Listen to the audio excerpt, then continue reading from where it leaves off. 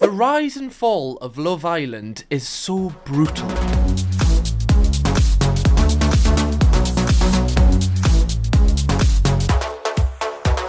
Hello, you gorgeous donuts. Today we're going to be talking about the rise and fall of one of Britain's biggest dating shows ever. Love Island has been taking over the internet since 2015 and it's possibly my favourite dating show, I can't lie. And in this video we're going to go through all of these seasons and discuss which seasons were good, which seasons were terrible, the viewing figures for each season and how they went on to impact how the Islanders did after they left the show. We're going to talk about which couples are still together and how they're getting on. We're going to also do a deep dive into the more serious topics within Love Island, such as the deaths that have come because of the show, and the exact minute that I believe that Love Island fell off. Let's just get into it. Oh, I'm so excited.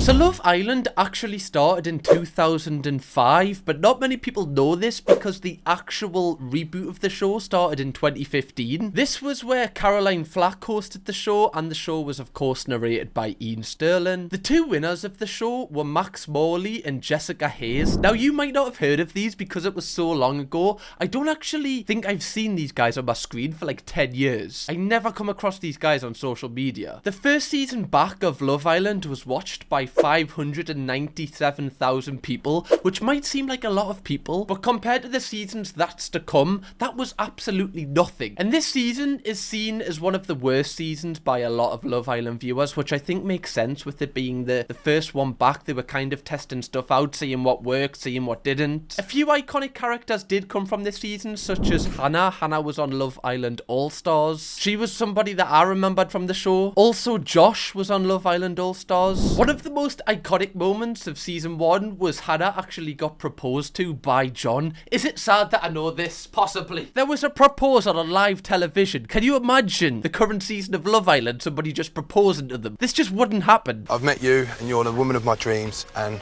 like I've just realised so much that I would Hannah, would you do the honour, make me the happiest man alive and marry me? Realistically, you're saying no though, aren't you? Like realistically, like how long have you known each other? Like 6 or 7 weeks? Like you haven't even met this person's parents. You want to put a ring on it? Get away. Some of yous might be arguing, oh, well, when you know, you know. Well, these guys did actually split up after getting married live on television, shockingly. It's almost like that doesn't work. Yeah, favourite call someone.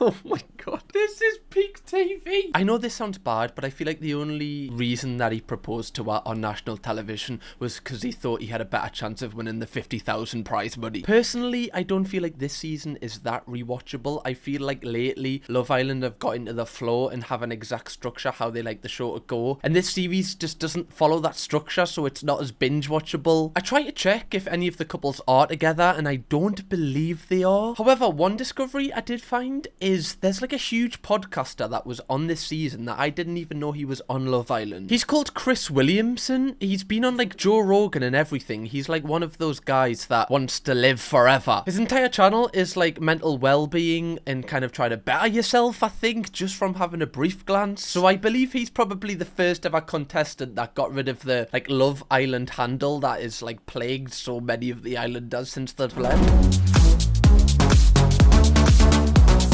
Now moving on, season 2 was the first real blow up of Love Island. I feel like the first season, not like everyone watched it, even people who were interested in dating shows in the UK probably didn't know it was happening, but by season 2, a lot more people were watching it. And this showed in the viewing figures as 825,000 people tuned in to watch this season. That's nearly 250,000 people rise in viewing figures. And I believe this is one of the most important seasons of Love Island because it was one of the best ones. It was won by Cara Delahoyd and Nathan Massey, who are still, I believe, together today, which is kind of crazy. I believe they've got a family and everything, which is like really cool. It shows the show might actually work, which we're going to discuss later in the video, kind of discussing if it does actually work coming on this show for love. But this was the first year of Love Island where they started the famous intro tapes that they upload to YouTube. And just looking how they're produced, it's so different to how they're produced to the ones that come out today. I don't need 3 words to describe what I'm like in bed. I just need one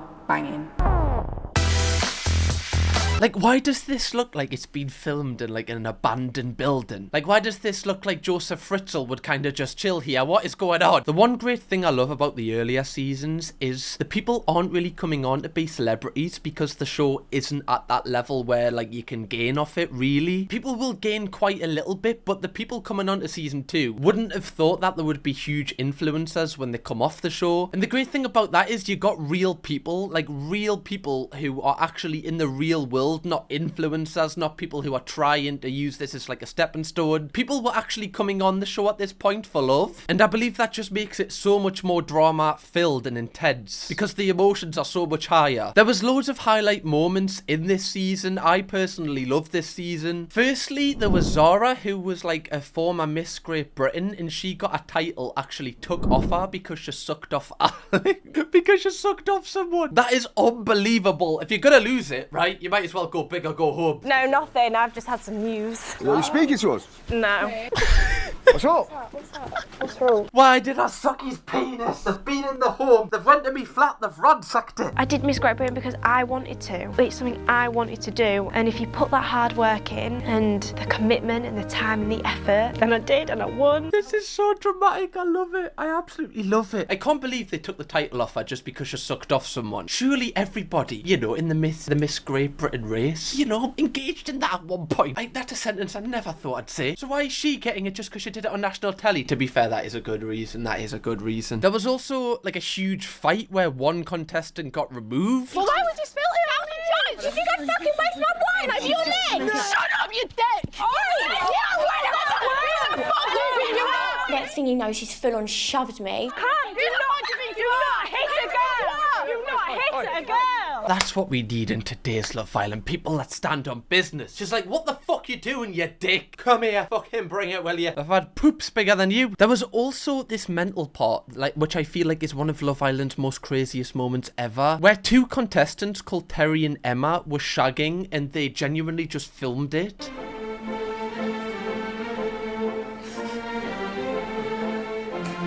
Oh my god, we need to blur this. They're all watching. There's like a live studio audience. What is this? Saturday Night Takeaway? What's going on? I'm pretty sure she like took the covers off her because she was like, oh, Love Island's not going to film this if I've got me, you know, me tits out. But they did. They genuinely were like, no, we're standing on business here. We're going to get this in 4K, love. Don't you worry. Again, kind of rate it, right? You're just shagging on live TV. Like, that would never happen today. And I mean, I don't want to see it, but I mean, it just shows how raw the show is. Oh. Just quickly, guys, if you haven't already, make sure you press the subscribe button so you can join the best community on the internet, the donuts. You'll have plenty of videos to binge watch when you're bored like this one, so make sure you join our small corner of the internet. We'd be happy to have you. There was also like some iconic parts where the person that Terry was speaking to before, Marlon, she came back into the show to confront Terry about shagging this girl and just like kind of fucking her over. What's been going on? You obviously know. Yeah, I've been watching everything. Yeah, but nothing's like, I said to you it was a test for me, didn't I? I didn't say to you, like, I was 100% going to be with you.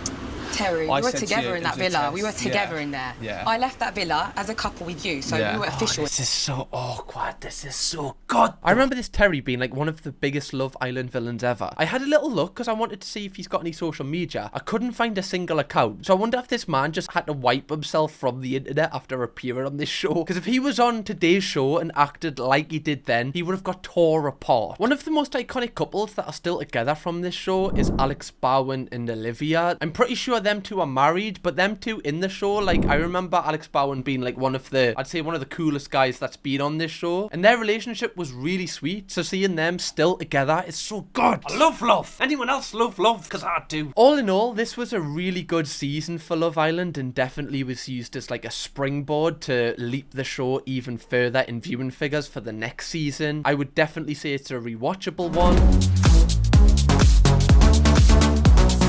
Now moving on to season 3, this was such a huge season for Love Island. It was definitely riding off the back from the drama from season 2, and it catapulted the show to 1.3 million people watching worldwide, which is mental. The first time the show reached over 1 million in viewing figures since it started. That's almost 500,000 more people than watched season 2. This season was won by Amber Davies and Kem Setene, who I feel are two of the bigger people to come out of the show. I know Kem's like appeared on loads of like like TV shows, and I'm pretty sure Amber does stage shows. Unfortunately, this season of Love Island was kind of dampened by the rise of Sam Gowland, who was on the show. If we could eradicate this season just for the fact that he would not be a social media influencer, I would take that opportunity. I'm sick of seeing his videos on TikTok. Some of the highlight moments from this season was Chris and Kem's relationship. Like, both of them really bounced off each other and had quite a lot of chemistry. End of the day, you be miserable, that's not you. That's not me. Act like a waste man, that's not me. Sex in a girl now. That's not me. Lips in a girl now. That's not me. Oh my god.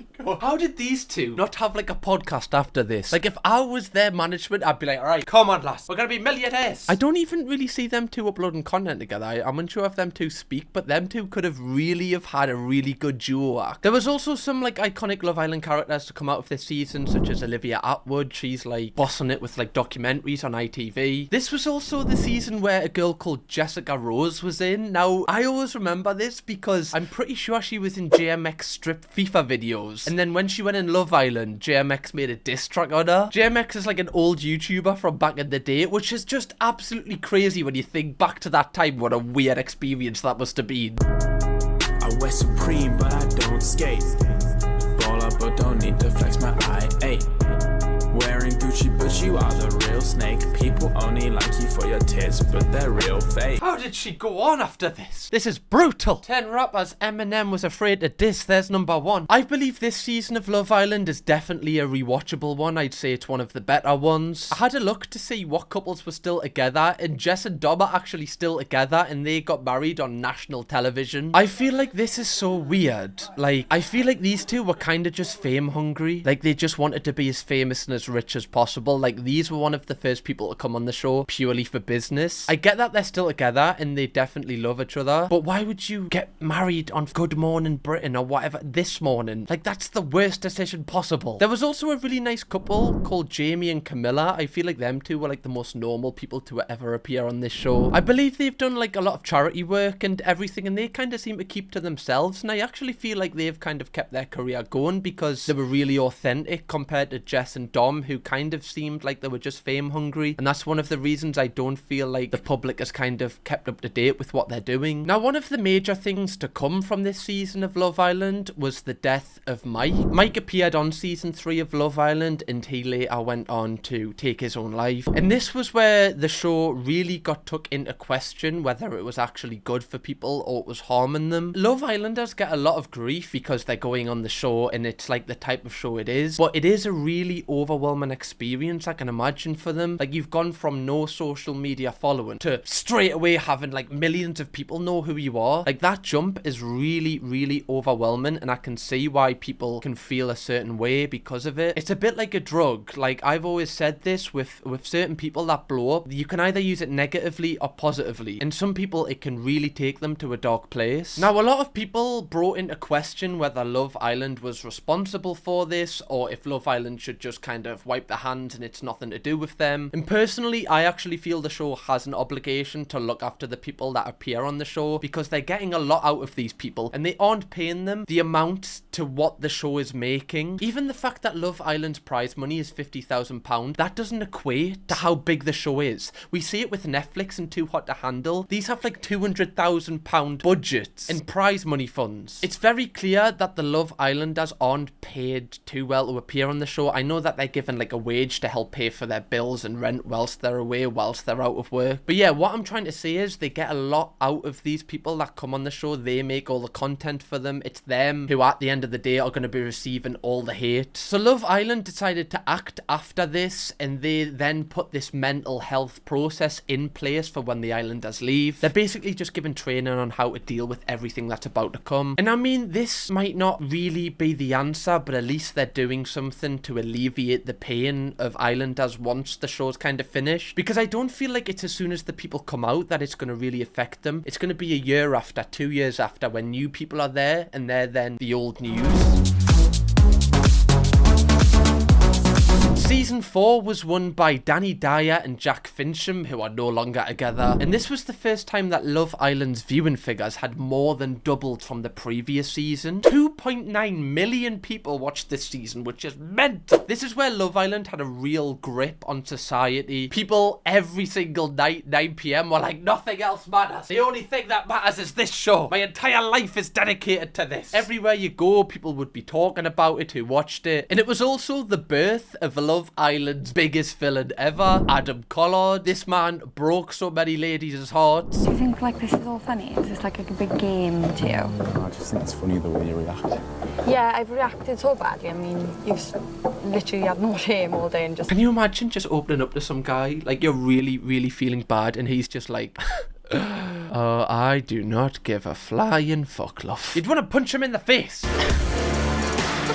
How do you feel? Do you think you made the right decision? I went with my gut, and I do feel like I made the right decision. Yeah. Why did you want to couple up with Kaz? Well, I didn't. I went into cash. I'm sorry, but she looks about 12. How is she on this show? She looks like she's gonna go to some sort of like year 11 school disco. It's mental, the age of some of the people that go on this show, which we're gonna talk about later on in the video. This was definitely a rewatchable season. I feel like there was quite a lot of good people in this season. I feel like it was the start of Destiny's Childish, which is like a big meme.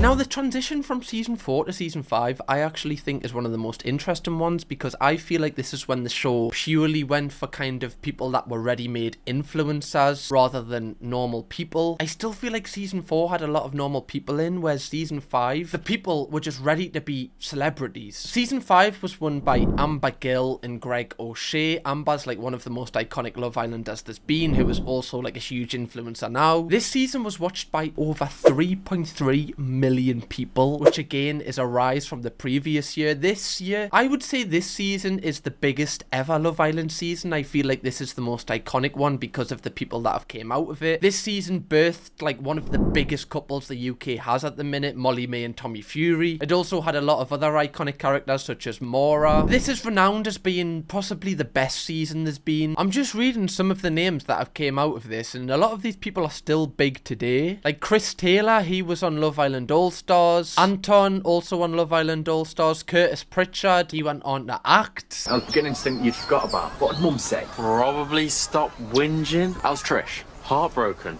She thought she was about to get engaged. Couldn't have been further from the truth. Well, that's made my day, that. Sorry, did I say act? Try to act. Leonardo DiCaprio, hand over the Oscar, mate. Also, Ovi, like he's seen as one of the coolest Love Islanders contestants there's ever been. Although this was great for Love Island, that they've got such an iconic season, it was watched by over 3 million people, the show was at its height. This also came with negatives because it's going to be hard to kind of top that or even match it. And I believe the show kind of went on a downward spiral after this season because at this point people looked at this show rather than a platform to find love, instead a platform to change your life monetarily, career wise. So the type of person that would apply for it is maybe not the best personality to be on the show, and this is where ITV kind of stopped listening to their audience because a lot of people after this season were shouting for normal people to return to the show, but Love Island just wasn't listening to them. Like, you can still be attractive and have a normal job. They don't have to be models. A lot of people complain like why they always use the same sort of people, and I've kind of tried to think about it for this video, and the only reason that I can think is because a lot of people that get onto Love Island, I know this because I've like seen these circles, a lot of these people already have managements and that's how they kind of get recommended to the show. A lot of the times you'll see like friends of friends come on the show. I know Love Island won't claim this is the case, but I feel like it's a very kind of gated community about who can kind of come into Love Island. That's why there's so many people from Essex. It's like Essex is the breeding ground for Love Island. It's like Love Island Academy exists in Essex. It's the La Masia of influencers. And personally, I don't feel like Love Island needs influencers on. I believe like another reason why they might get people with an already made platform on is because if you imagine getting someone with 100,000 followers on Instagram, there's 100,000 people that could be brought to the show. But personally, that's not how the show should be. At this point, it already has a platform. You don't need need other people to bring more of a platform to it. People are going to watch it anyway. Like, could you imagine if Love Island made a season where it was for over 30-year-olds, but it was people that had 9-to-5 jobs? That would be the best season ever. People that didn't care about their image, people that were just going to go back to their jobs after the show, but get a little bit more money from like brand deals that were going to come their way.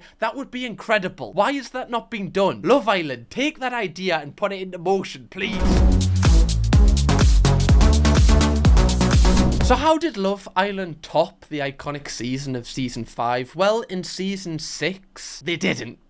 This was a pretty bad season in my opinion. Talking about people who are like ready-made influencers, one of the biggest stories at the start of this season was Lewis Capaldi's ex, Paige, was going to appear on the show. Now, I don't know if Love Island did this to kind of create like, you know, some sort of PR around that because Lewis was talking a lot about the show. I believe they probably did. Again, not the right reasons to bring someone on. But Paige did in fact win the show. She won over everybody at home. She won it with a guy called Finley. And they were actually quite a nice couple. They actually have appeared on X on the Beach in the last year, I think. So they split up and then I think they got back together on that. I don't know. I don't really care. I wasn't that interested in this season, I can't lie. It was watched by 2.5 million people, which was a drop on the viewing figures from last year, which was 3.3 million. I feel like it just failed to grab the attention of the people. It was also the first winter season of Love Island, so I feel like this could be a reason why the viewing figures dropped, because for some reason a lot of people I knew were like, I'm not watching a winter Love Island. Love Island, but in winter. How can it work? But it's the exact same thing, but just filmed in South Africa rather than in Spain. I believe Love Island did like a winter season, obviously because of money, because the show was at its height. As ITV want to do, they want to milk that cow dry. Get all the milk out the udder. I'm never doing that again, so there's your one and only time. They also switched the host from Caroline Flack to Laura Whitmore because at the time, Caroline Flack was going through some issues in the press. Now, just quickly, I want to mention about Caroline Flack because she did unfortunately take her life as well. I know I didn't mention that with the two previous contestants when I mentioned them just because the timelines were different. In my opinion, Caroline Flack was a really great host of Love Island. She really smashed the role. She kind of platformed the show, a lot of it. Like, she was a big name for them to get. I really believe like she carried the show and she was definitely invested in the show. Every time she'd interview the contestants, it was like she cared. She was really great in my opinion. And it's just so sad how it eventually planned out for her. They swapped her for Laura Whitmore, who was actually the wife of Ian Sterling, so I guess it kind of works because they're a couple. Love Island's all about couples, right? I guess, you know, that's what ITV were kind of getting at, I guess. And also, she'd had years of presenting experience, so she was more than fit for the role. But in my opinion, this season was not a great season for that to be her first season presenting because it was dead. It was dead. It needed to be put down. It was like a 20-year-old dog. Everyone knows it. Just end it early. Honestly, they could have scrapped this before the final and I would have been like, yeah, that's totally fine. Like, the best part of the season was a guy got kicked out in the first week because he was a trophy hunter. When that's the most iconic moment of the season, it's not great. Moving on to season 7, I believe Love Island kind of brought it back in this season, being the summer one. It was definitely better than season 6. This was won by Millie and Liam, and I believe they're still together today. A record number of people actually watched the final. It was over 3.3 million, which has previously beat the Molly May season. And it was definitely one of the best seasons. Like, there's a lot of iconic characters from the Love Island universe from this season. There was Chloe Burrows, who actually has a podcast with the fellas. Toby, who Chloe was seeing, I believe Toby plays for like #United and he's been on like every Love Island season going. There was loads of iconic moments that happened in the season, such as when Jake and Liberty were together for the entire season and then they split up in the last week because he kept just saying the same phrase to her. You're my girlfriend. You're my girlfriend. You are my girlfriend. My girlfriend. Like, I wouldn't have made you my girlfriend. It's my girlfriend, like. I remember when she told the rest of the girls that Jake said that he loved her, this was their reaction. And then he goes, I do love you. Oh, yeah. I'm sorry, but if that's not a red flag, what is? Like, you tell all your mates, oh yeah, he said he loved us for the first time, and then they go, did he? It was also the start of when the people from Casa Amor started chipping in with like their little bits and pieces during the recoupling. I remember someone that went to my school, Lily, she exposed Liam for messing around with her behind Millie's back at Casa Amor.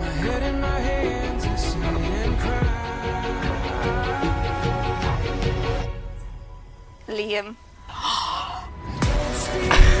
This was so good, and I believe that Lily was like the catalyst for like other Casa Amor girls to then say their piece, because before this they just wouldn't say anything and you just have to hope that the drama would kind of come out once they're back in the villa. But now every season since this season, the Casa Amor girls are questioned about their experience, which just brings so much drama. Love it. There was also a record number of Ofcom complaints because a contestant called Faye was, in my opinion, kind of, I don't want to say like emotionally abusive, but she acted terribly towards the person she was speaking to, Teddy, at the time. I want to speak to you, so speak. But I don't want to speak to you because right now you look like a two-faced prick and I want nothing to do with you. Everything that was shown on me on that fucking screen, you knew. Everything that was shown of you on that fucking screen, I knew. Like, this clip goes on for quite a while, and she was clearly trying to embarrass him, and she would treat this man who was quite quiet and quite sweet like this all throughout the season. And at this point, like, I kind of felt sorry for Faye, because I believe that before people are kind of vetted onto this show, they should be checked in terms of like how they handle situations. There should be some process, because this was hard to watch because she's clearly been hurt in her past, and the way she reacted was just kind of abusive, and it's not nice to see on national television. And I was kind of disappointed that no one chimed in and kind of put her in her place. But that aside, this was definitely one of the most rewatchable seasons. I would definitely go and binge this one. And like I said, it was kind of a successful one because a lot of these people have careers now, and also the winners, Millie and Liam, are still together, which kind of, you know, kind of shows the show does work to find love.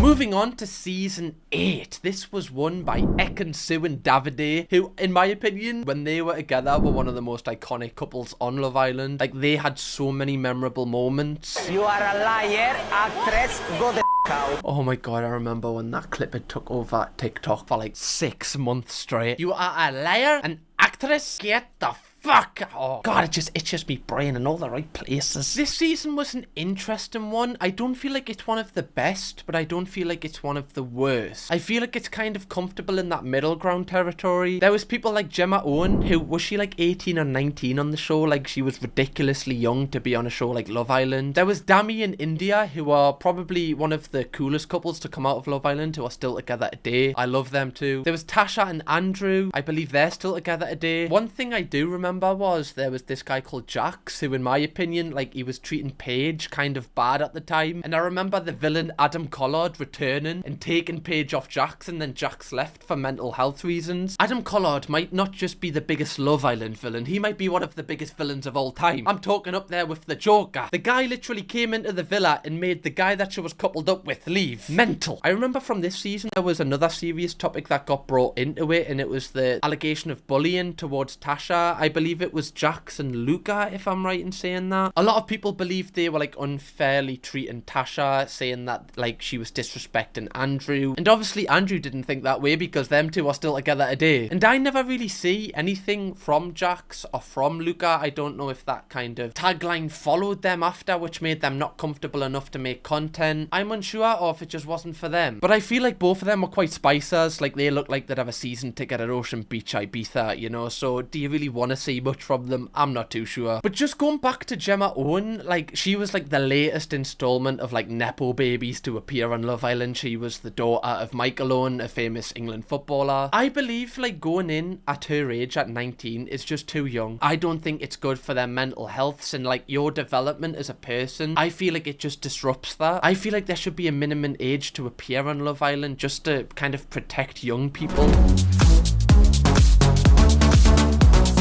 Moving on, season 9. Now, we're not going to stay on this season for too long because, in my opinion, this is the #1 deadest Love Island season there's ever been. Again, not great for ITV. This was another winter season of Love Island, which they just couldn't kind of get the spark going with this side of Love Island. It was won by Kai and Sanam, who, in my opinion, actually are one of the most wholesome couples to come from Love Island. Like, they're two normal people who work, I'm pretty sure they're like teachers. Like, them two were great and they were worthy winners, but the rest of the cast, oh my god. Paint watches this cast dry. It was a really bad season. I remember like having to slog through it at 9 o'clock. Like, I don't even want to watch this. I just want to make sure I don't miss anything. It had people such as Ron and Lana. Like, Exactly. No offense, but come on. Shaq and Tanya, Jesse and that farmer Will, Casey, like, and Rosie, like, come on. Like, a lot of people in previous seasons, such as Adam Collard and Katie, Maura, a lot of these people were big personalities. Sometimes people hated them or you loved them, but at least you felt something. With this season, it had the worst outcome because nobody felt anything. Like, these characters, you really couldn't get into it. It was genuinely awful. And I remember Kai and Sanam, when they came out, they complained that they didn't make any money off the show, like no brands came to them. A season to forget. Like, really, really bad. The one good thing about it was they swapped Laura Whitmore as presenter for Maya Jama, and I believe this is one of the best deadline day transfers there's ever been in the history of Love Island, and just worldwide. In my opinion, Laura Whitmore is probably the third in the tiers of the presenters of this show. I just believed a lot of the time she wasn't really into the show. It didn't seem like she was emotionally, like, involved in anything. She seemed quite cold. She didn't really put a personality into the show. She didn't really bring anything to the table, honestly. With Caroline Flack, you could tell she was dead invested in the characters, and with Maya Jama, like, she is the best in my opinion because she genuinely seems like she's into the show. Like, in the new season, she genuinely broke down crying at one of the recouplings. That's what you want. You want the presenter to kind of be like you. Like, they're watching the show like you want to live it through them, and I just don't believe Laura Whitmore kind of achieved that. Moving on, we then had season 10, which was won by Sammy and Jess. This was the first year that Love Island introduced a social media ban, I believe, where the contestants weren't allowed to post on their social medias when they were in the villa. Like, obviously it's not them, but their family members would normally do it. And I believe this was trying to alleviate some of the hate that they received from being on the show. Season 10 of Love Island had some good people in. There was a lot of drama. I believe it's a good season. It had people such as Jess and Sammy, Lachlan and Whitney. Whitney was seen as one of the funniest Love Island contestants that's ever been casted. She was great in the show. Ella Thomas and Tyreek, them two were great. Like, they had so much drama, like, back and forth. I used to like when they were together. Molly Marsh and Zach, like, even Molly was a little bit quirky and a little bit different. Like, she wasn't a typical influencer. She kind of didn't really care that much about her image. I thought she was really good, but she also got so much hate for just not being like the normal person that was on Love Island. And I feel like Love Island viewers can kind of be a little bit hypocritical. Like, they say they want other people than influencers, then Love Island puts them in and then they hate on them. Like, there was a lot of iconic moments in this season. One great thing they did was a lot of the time with Love Island, after Casa Amor, the drama kind of dies off and the show kind of tails off. This was the first year they introduced the Love Island Awards. Basically, they could choose like who was the biggest prick, who was like the nicest, all of this, and it just created that little bit more drama the show needed after both Casa Amor and movie night. I'm just chilling here, being honest. This boy isn't, that's all. Let's all 1, 2, 3, 4, 5 get back to our real relationships, yeah? Like, he was an absolute bastard, but he kind of did carry this season at certain points, and if he wasn't in, the show would have been a lot more boring. I hate to admit that, but it's true. Does anyone disagree with what I said? No, you don't. It's Brilliant. unnecessary, Mitch, coming from Don't you call as me well. an knobhead then. No, but you are a knobhead. Said you're forcing it with Abby. Said you're not bothered. There's nothing I haven't said to her. No wonder this guy left single and is still probably single today. The guy is a bastard. You type in bastard on Google, his face comes up.